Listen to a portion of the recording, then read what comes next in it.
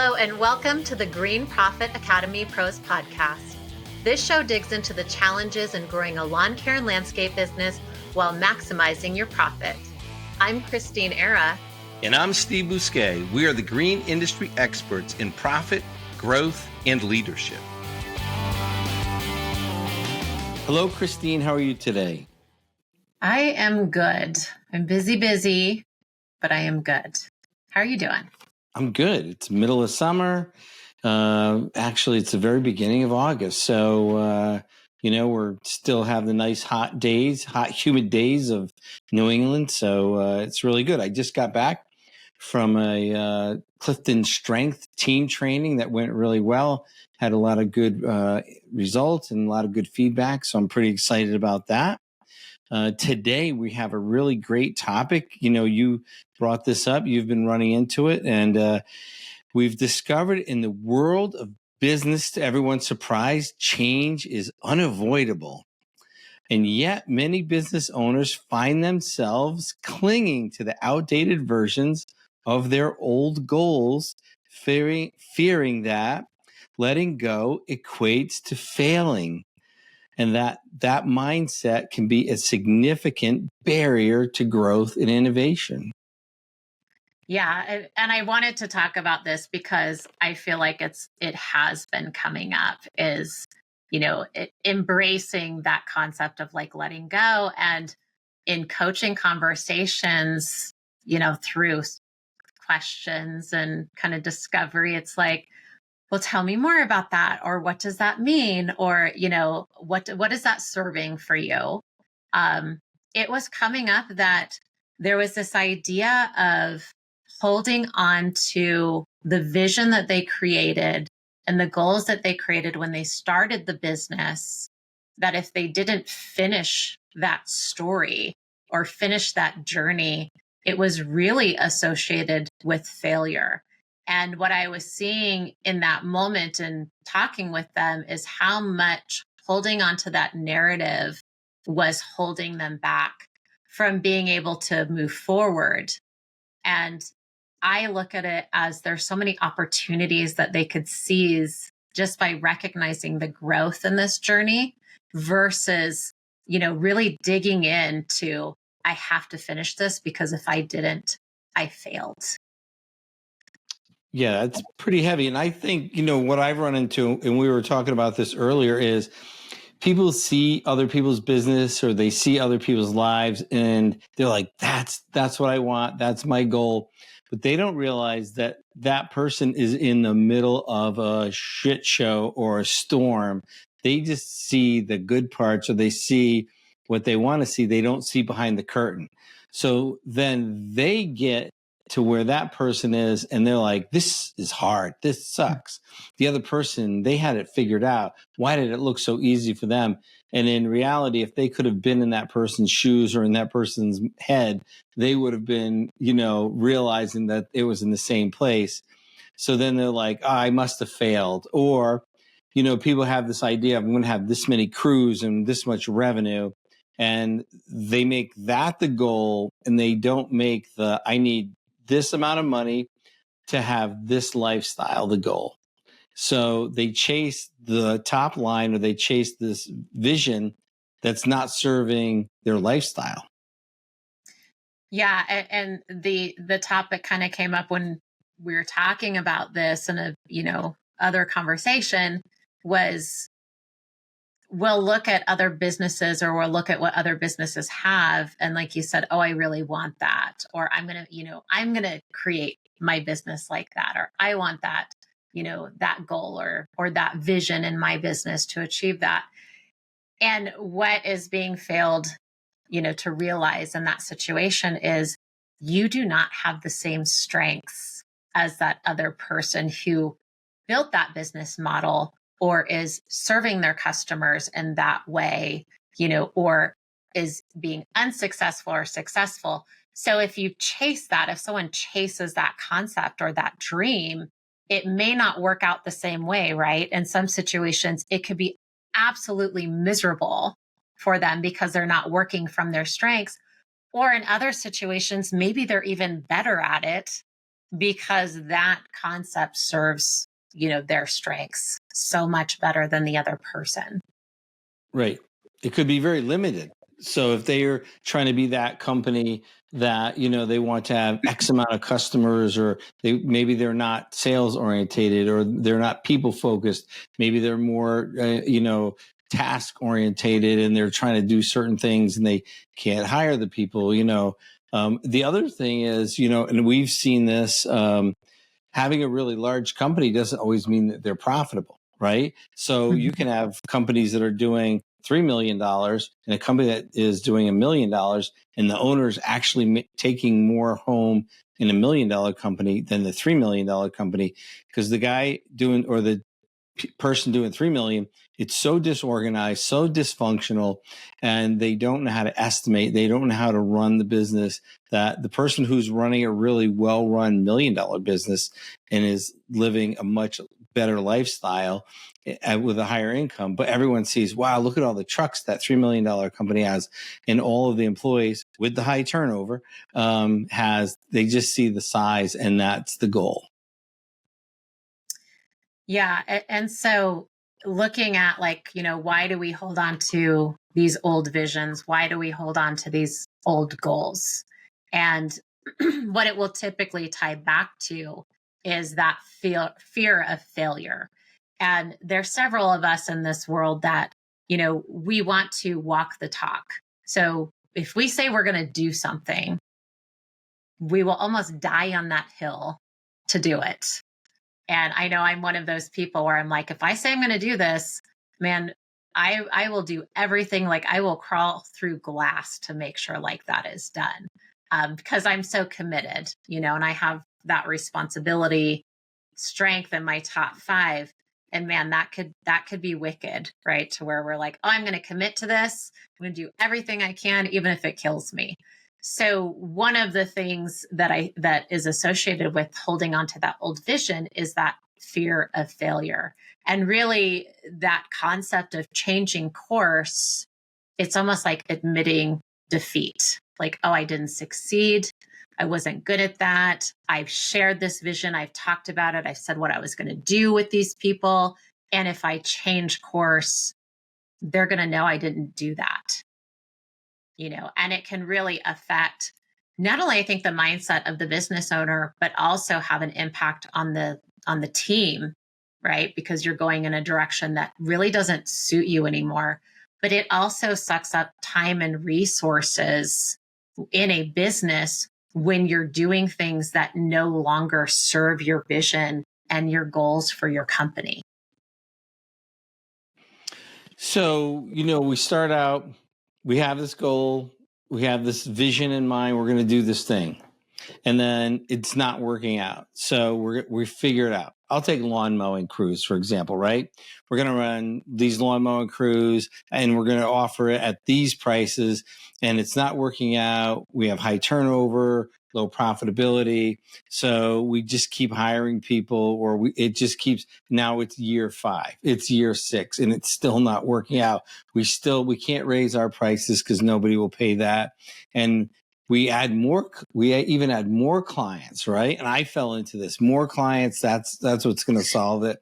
And it still doesn't work out, but afraid to stop it and afraid to raise prices, because then I will have failed. Mm-hmm. And not realizing that, okay, we can either raise prices, we can stop what we're doing, we can change our model, we can do something different. And that failure keeps us stuck in that cycle for years, or until we're broke. Right. And I think too, there's a sense of comfort staying committed to that business model or that goal or whatever it is, when they're heading down that track. And that example that you're talking about, to where it's like, oh, I'm just going to keep trying at this. It's easier than change. Change is so scary, or it's that failure narrative that gets created. So I think there's also a sense of comfort of continuing to do what we originally started out doing and we got really good at, or, it's our main focus. We built everything around it. what's the cost of changing, and it's not just financial, but I think that there's a mental and emotional cost to it that is very scary to go through or even assess. Like, what are we going to give up? What is this going to look like? I don't know. What if I'm not good at what I now moved to? You don't have that mowing crew anymore, and you're like, oh, we're going to do, lawn application. We're just going to focus on that. What if the business falls apart because you took the mowing wheel off, Right. the track there? And, and because I've been through this, right? I'm talking from firsthand experience. It's like, well, if I stop doing that, then I have to admit that I couldn't figure it out. And I'm smart enough, I'm smart enough to figure it out, whatever it was, right? I'm the guy who's all of a sudden smart enough to figure this out. And you're like, well, everyone else is doing it. They must be making money at it. And I will almost guarantee you they're not making money at it, or they're just barely getting by with it, right? So, but I can figure it out, and then next year you'll figure it out. But then if you have to stop doing that, whatever that is, then you're admitting to everyone that you weren't smart enough, and now everyone sees behind the curtain, right?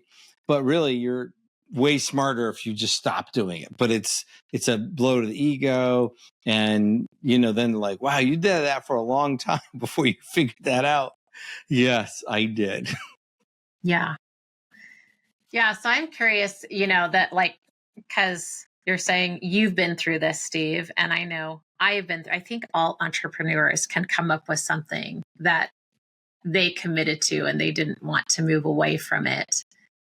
And you mentioned ego. Was there other things that came up with moving away from, let's say, that business model of, like, we'll use mowing as an example. I think that's a real simple concept.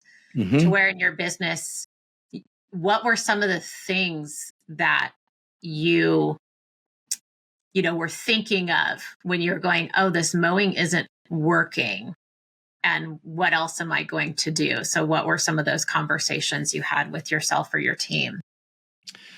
Well, it's like, I should be able to figure this out. That's the thought, right? I should be able, it should be able to work, right? And then you think everybody else has it figured out, right? And nobody else has it figured out. Or, I remember there was a guy by us who always had work all through the winter and doing all this stuff. Well, then when you interview him and you talk to him, yeah, he gave it away, right? And then so you're like, well, that's not a good model either, right? Like, he would do landscaping in the middle of the winter all over the place, and because he basically gave it away. But so for the mowing, you're like, well, I don't want to give it up because then it looks like I couldn't figure it out. It looks like I still invested a lot of money in all these trucks and all this fancy equipment, and I was the one that looked like I had it figured out. So I looked like I had it figured out, and it was imposter syndrome, right? So I really didn't have it figured out. And then it was just enough. Mowing kept us just enough above our head above water. So if I didn't have that, what was I going to do? But it was just treading water. It was never getting us any further ahead. And then, whether it's going to be plowing or landscape installation or lawn applications or whatever it was, but it wasn't the mowing. It was that we had too many guys on crews. 2 and 3 man mowing crews. When we went to 1 man mowing crews, it became very profitable. When we charged the right prices, it became very profitable. So it wasn't mowing, it was having the model correct and we don't need 2 or 3 guys in a mowing crew. 1 guy can go mow lawns. And I hear this all the time. Well, I don't like to do that because what if something happens? Well, there's phones. People have cell phones. There's other people around. UPS sends guys out in one time, FedEx. We have all our lawn techs now go out alone. But it was that's the thing that we hear, and we increased our gross profit margin, by 40 to 50% when we went to 1 man crews, right? And nobody cared. Nobody cared that 1 guy mowed their lawn or 3 guys. But that took a lot of guts to go to 1 man crews, because then you need better people and you needed more equipment. And we did that out of desperation. right? But it was like 3-man mowing crews. Look how awesome I am. I have 12 guys mowing and we're going broke. And, all these different things. And I have friends that don't make any mowing for years, any money on mowing, and they still have 3-man crews and they still don't make any money mowing. And they still run it. So it's just one of those things. I don't know what that is, but it's that fear of, if I stop doing that, I'm wrong. And I don't want to be seen as being wrong. Yeah, and something that you said just, kind of clicked with me as you were talking about the structure of the service offering. And you looked at, because it wasn't successful, and you're like, oh, I'm not succeeding in this, and there's all this narrative of failure around that, and I got to keep doing it, and really clinging to the idea of continuing down this road. But one of the things you said that I think is important to point out here is you identified why it wasn't working. And it wasn't working because it was costing too much based off of what you were getting paid.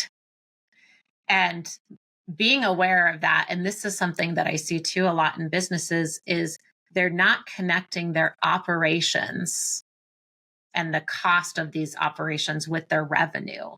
So they know it's not working, but they don't know why, and they don't know what to change.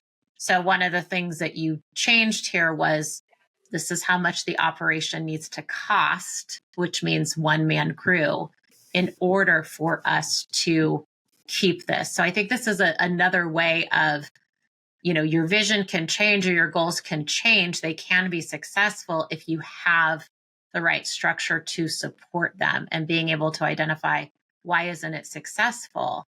And many businesses I've seen struggle of getting to that end goal because some of those little things like you just talked about aren't in place. Like, oh, I don't know how much it's going to cost me. I know I'm not making money, but I don't know why.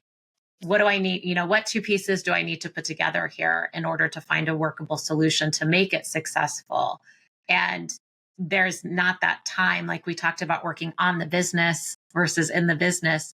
That's kind of one of those things of working on the business, is discovering your costs and being able to kind of shift some things around with that problem to where it really serves your vision and goal.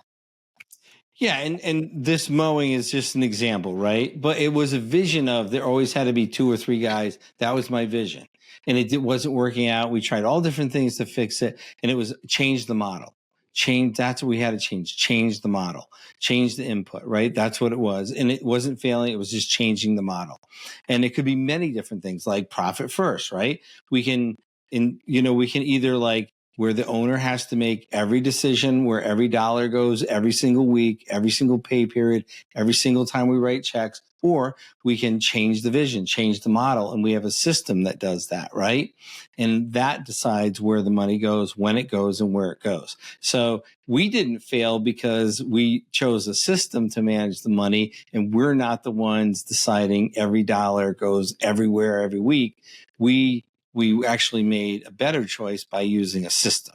So it's not that we're failing, but when you have visions, you have dreams. When you're like when you start a business, you do $100,000. Well, then you do 300,000. Well, you never ran a $300,000 business before. Then you do $500,000. Well, you never ran a $500,000 business. Then you do $1 million. Well, you never ran $1 million business. So your visions keep changing and your goals keep changing because you never were there before. And as the business grows, you never had that many employees. So the realities of the goals change. So it has to change. And then, if you're the other thing, and this is why, we have the retreat. This is why we visit people, because you're seeing people around you and you're not getting the real story from people. Right. So you're only seeing the outside. You need to go really deeper with people and see what actually works. What's the real story? Just like that. You could see people with 3 guys in their trucks and you don't know that they're just covering payroll, barely covering payroll every week forever. Right. Yeah. So it's the perceived situation versus the reality of the situation. Right. So then you make your goal to be like them. And then you wonder why you're just covering payroll. Or, another, and we hear this all the time, this where you do the 12-month contracts for the maintenance and they're always cash strapped. So, that's the model that you think that's the goal. That's the model you have to run. And then it's the same story. All those guys are always cash strapped. So let's change the model. Let's mix it up. Let's not live in that model if it's not working. I had Steve with Green Profit Academy. I was just reading a Harvard Business Review study that showed people who have written down goals and plans make 10 times more money over a 10-year period than people who don't write their goals and plans down. And really, that's why I'm so excited to announce the Green Profit Academy Mind Your Own Business Retreat. This is going to be the third retreat we're putting on. It's going to be held in Granville, Tennessee at the Wildwood Resort and Marina. It's going to be on November 4th to November 8th. And we're going to work on not only your 1 year, but your 1 to 5 year business plan and goals. So you're going to be so far ahead of people who don't have written down goals and plans. We are doing this because we want your business to be far more successful than you ever imagined. And it all starts with goals and plans. So join us this year, November 4th to November 8th for the Mind Your Own Business Retreat. Let's see. Come on, sign up. I'm going to put the link to sign up in the show notes, and I look forward to seeing you there. It's time to get serious about your business. Now's the time to start. Yeah. And, the businesses change, right? Technology evolves, markets change. And even in several businesses, I would, say a certain portion of businesses, the people change, right? It could be they grow, they learn things, they take continued education classes, they learn a new way of doing something. So I think that's another place where businesses can struggle with changing their vision and their goals is, either the owner's growing and the team isn't. So the owner outgrows the team, and then they're looking at their goals and they're going, why aren't we hitting these? What's happening? I can't possibly do everything by myself, or it's the opposite where the owner isn't growing and they're very fixed in their ways and they're not changing their business to serve the market. And they're basically looking around going, it should still be this way. So I'm going to keep running my business this way and digging in, and they don't get anywhere and things start falling apart. They don't have growth. They have gaps in the business. They have high turnover, whether it's the customer side or the employee side. But they're just really dug in because they're not willing to adapt. They're not willing to grow. So I think there's two sides of the coins with that, where you can struggle with your mission, your vision, your goals in a business, just really holding on to an old concept. Yeah, and I've talked to many people. I'm deep in the green industry. I go to the GIE. I've been around for 40 years. I talk to a lot of people, and I'll ask them, "Oh, so what's your goals this year? What are you looking to do?" "Oh, 2 mowers. If I can buy 2 walk behinds and a rider, that's the goals for this year." So, like, what else are you thinking about doing? "Oh, maybe I'm going to get an extra set of blades for each one of those machines and a bagger for one of them." Like, that's the goal, is to buy equipment, right? They don't ever talk about like financial goals, their personal income goals. They're not talking about their personal development goals, their team's development goals. So it's literally buying lawnmower goals, right? So if that's your competition, and you can develop your team, you can develop yourself, you can be way ahead of these guys because that's what their goals are. So once you buy, and those are fixed set goals. So, they're set, right? You make the purchases, you're done. And then you maybe buy more mowers or another bagger, I guess. But they're not growing as an individual, and they're not growing. And the business will only grow as much as the owner grows and as much as the team grows in their own personal development. And that's why, in my company, one of the rules is you can't be the same person next year that you are now. And that means, you have to have developed new skill sets, new mindsets, and new talents. And that's why we're always, teaching and growing and putting people through programs. But that's what you need if you're going to have a growth mindset and a growth company. And, people get very frustrated with their team. Why do I have to do everything? And why this and that? And, it's like, well, what's the growth mindset plan for the company? There's your question and your answer right there. Right. Yeah. And I think too, there's something, in acknowledging when somebody does grow as a business owner and as a leader, there is such an opportunity in sitting back and reflecting at your vision and your goals and seeing, well, who was I when I wrote this vision? Or who was I when I set these goals? Who was I when I started the business? Where was I at? How did I think and how did I function? And really looking back at who you were, let's say, 5 years ago, 10 years ago, and who you are now, and acknowledging the growth and the change that you've had as an entrepreneur. And it's really important. I think this is a good measure because as an entrepreneur, you need to continue to raise your business acumen.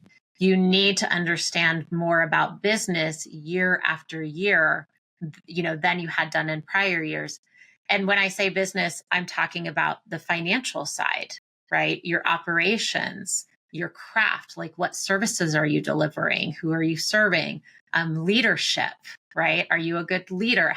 Are you a better leader today than you were a year ago?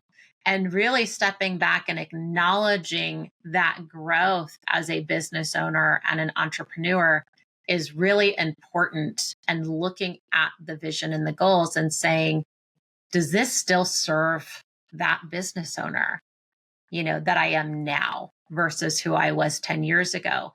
And celebrating the change that you've had and the growth that you've had, and creating something new that serves you through that growth. So, what is the vision? What is the goal, right? Is it written down, or is it just some vague idea or concept that's in our minds? Are we sharing it with someone? Are we sharing it with our team? Does the team know what next year and what 5 years looks like, right? And we know that people that write down goals have 10 times higher incomes over a 10-year period than people that don't. So let's write our goals down and start sharing our vision and our goals with people, which is not always easy. Sometimes we need help with it, right? And we need to revisit those frequently, and they have to make sense, right? There's like moonshot goals and, like unrealistic and realistic, but we should have both, right? Because it's not the goal, but it's what we need to become to achieve the goal that is actually the most important thing. You were talking about as a leader, like if you want to have $1 million company and a $5 million company, I'm not the same leader today at a $5 million+ company that I was at $1 million company. I had to become a completely different leader. And, I could go start another company and get to $5 million very quickly versus it before, when I was at $1 million, I could have never did it, because now I know what it takes to be a $5 million company. Right. I didn't even know how to be a leader of a $5 million company when I was at $1 million. I had to be educated and learn what that looks like, what it feels like, what the people that I'm leading need to look like, and what they need to sound like and feel like, and the acumen that they need to bring to the table. So, and that took investment. It took time. And, 30 years ago, I couldn't even be a goal. I'll be honest. I didn't even know what that was to have it as a goal. Right. So, these goals have to continue to grow and change, because we're continuing to grow and change. Yeah. Yeah. And I can relate with that because, reflecting back, there was a time where I did not look at myself as a leader. I'm like, I don't want to be front and center. I don't want to, manage people. There's things I didn't want to do. So I automatically associated that with, I'm not a leader type person. I looked at myself as like a doer. And people came into that can be doers too, so that's kind of how I looked at that concept and never really looked at myself as a leader. And then at some point in my journey, I was like, okay, I'm leading people. Like people look at me to say, what are we supposed to do? Or what does this look like? Or what direction are we going? Or even in groups of people, professionally that aren't my team, I started noticing people would look to me kind of like, all right, where are we going to start? And so my perception of who I was not, how people perceived me. So that was something that I had to realize. I was like, oh, this is how I show up.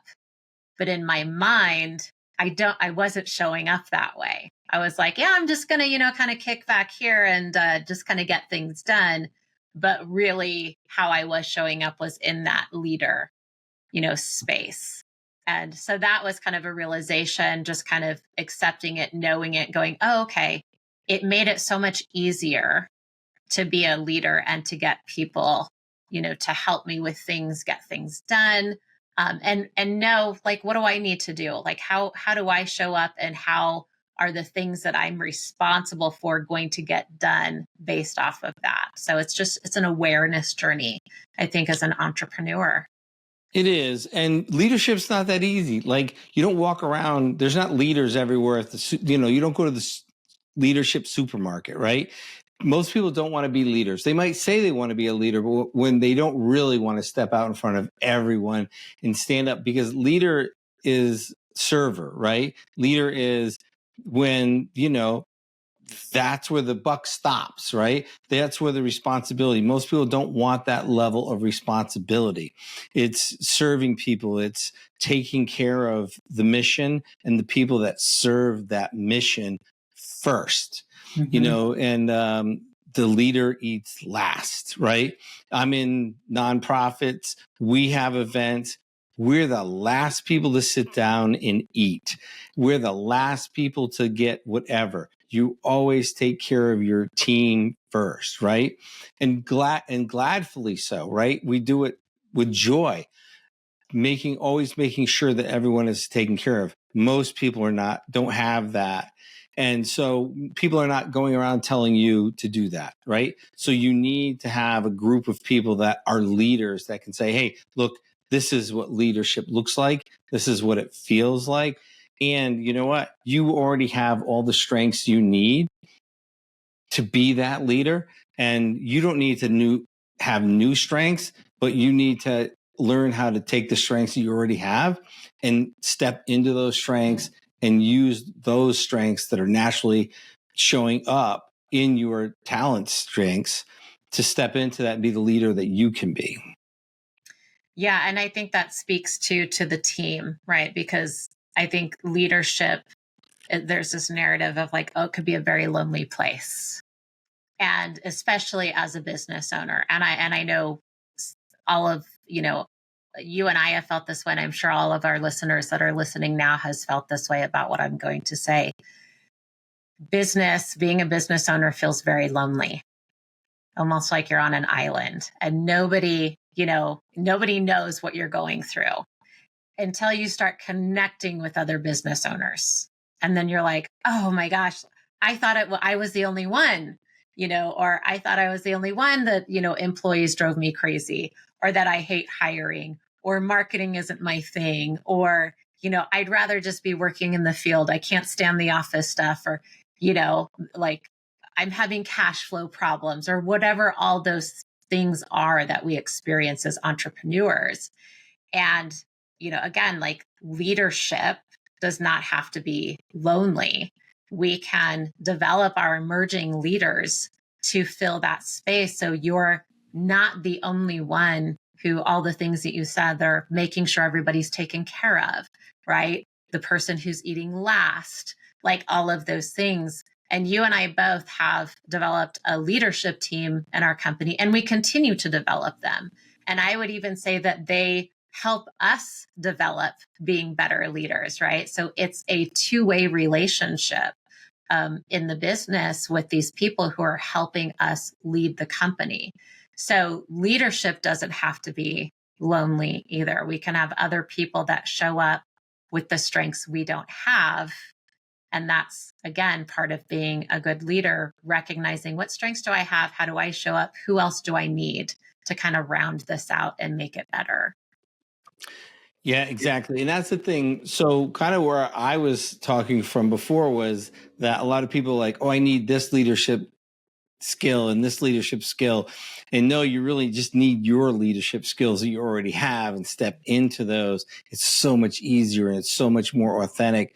And like Christine said, then after you own your own skills, then you can recognize who else you need to be on the team. And that's so powerful. If you're authentic in your own skills, then you can be authentic in bringing the other people on your team who complement your strengths, right? And then when you are together, you're even a stronger team. So it's just an amazing experience. And then it does make us better leaders when we have other people on our team who are emerging leaders, because it teaches us, like, we were them at one point, right? So now we know, okay, I remember that this is the development they need, but it's also getting us to the next level of leadership, right? The mentoring leadership. So it helps us grow even more. So it's an amazing experience. And, it's all growth again. So what we're like, oh, I want to get here. And then we get there and like, okay, what I thought that was, now I have to change my goal again. And so it's another growth stage. Yeah. And it's evolving, right? It's evolving. It's being able to let go with the right mindset. And I really think, and we've talked about this so many times. I mean, we've been working, I say 25 years plus. Pretty soon I'm going to have to say 30 plus. Um, you're, 40 something plus in business. And we've been doing small business for most of our lives. And there is an evolution to it. There is, a journey to it. And out of all these years, it's like we've talked about, and I look back, and I know you've looked back, and we've talked about this, and we're like, oh, it's the numbers. Like, you have to have your numbers right. Oh, well, it's the people. You have to have people right. And we've kind of talked about the concept of an entrepreneurship. Like, is it the chicken or the egg? Right. And we've kind of gone back and forth on so many of these things. And finally we sat down and we're like, there's no chicken, there's no egg, there's no, financials, there's no right people unless we have the mindset. And it really kind of kept coming back to this mindset of, kind of how we frame things, how we look at things, being curious and having more of that growth mindset really impacts the leadership. It impacts the profitability. It impacts the right people, all the things, the ingredients that's out there in the world of entrepreneurship, that it says, oh, we have to have these things, right? But it all comes from that mindset first. That's going to be the thing that I think makes or breaks everything else. Curiosity mindset, growth mindset, absolutely. It makes and breaks relationships, families, businesses, people, communities. Yeah, it really does. It affects everything. Yeah. All right. So I think just, refraining like that, how to let go of those ideas or that vision, not around failure, but progression, evolution. What other words can we associate with walking away from that vision and those goals that don't serve us anymore? So that way we can step into something new and something even better. yeah, I mean, let's identify, take a minute, take 20 minutes this week and identify something that's not serving you, right? And be willing to maybe have a conversation with someone and discuss how it's not serving you and be willing to walk away from it. and step away from it. Maybe it's not serving the business. Maybe it's not serving you. Maybe it's not serving your family, and walking away from it and moving towards something that is going to serve you, is going to serve your business, and is going to serve your future. Yeah. And I think too, looking at how this change can impact, or not changing can impact your success, or what you really want in your business and in your life. And letting, telling yourself, I talk about like giving permission. Give yourself permission to change. Give yourself permission to let go, and have some other key words that you go to that are, kind and uplifting versus those negative ones that say, hey, I failed, I didn't finish. Instead, I grew beyond this and I'm leveling up my success. Absolutely. Focus on where you're winning and how you're winning, and just do more of that. All right. Well, thank you so much for joining us on this week's podcast. And we look forward to you joining us on next week's podcast. Thanks so much. Thanks for listening to the Green Profit Academy Pros Podcast, the show that digs into the challenges of growing a lawn care and landscape business while maximizing your profit.